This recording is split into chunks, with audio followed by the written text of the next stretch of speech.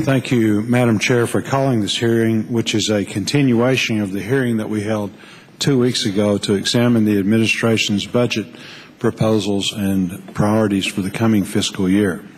Today we will hear from 3 additional agencies whose work falls within the jurisdiction of our subcommittee: the Army Corps of Engineers, the U.S. section of the International Boundary and Water Commission, and the Agency for Toxic Substances and Disease Registry.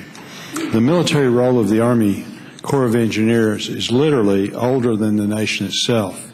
Its Civil Works mission is almost as old. It began with the mission of supporting navigation to expand the commerce in a young nation. Later, Congress added the mission of reducing flood damages to address the economic and social suffering caused by such events, and most recently, Congress gave the Corps the mission of restoring the quality of our aquatic ecosystems. For nearly 2 centuries, the Civil Works mission of the Corps have contributed to the economic vitality of the nation and improved our quality of life. At the same time, the Civil Works side of the Corps represents an experienced engineering workforce that can quickly be mobilized to address a national defense threat or a natural disaster. The fiscal year 2010 budget requested by the administration for the Corps of Engineers is a little more than $5 billion. This request is $318 less than what was Congress enacted in fiscal year 2009.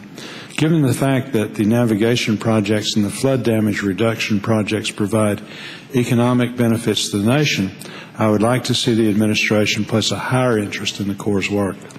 All of the Corps projects put people to work, which is another reason to put these investments high on the priority list.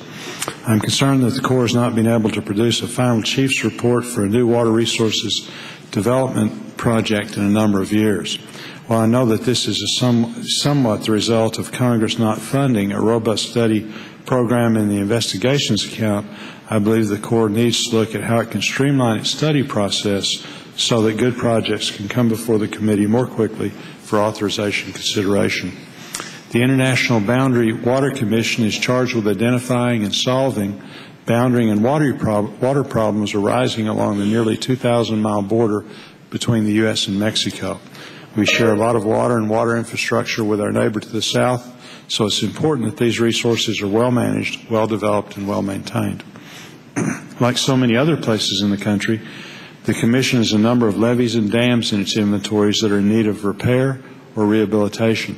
It's important that this agency have the resources and the priority to make these facilities safe and efficient.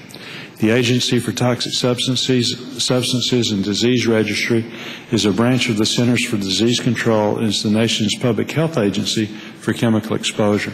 It has the task of preventing, determining, and mitigating health effects at sites with toxic exposures. This is a very important work. It includes a recently begun study of the potential health effects of the coal ash spill in Tennessee last year. I thank all of you for being here and look forward to your testimony, and yield back, Madam Chair.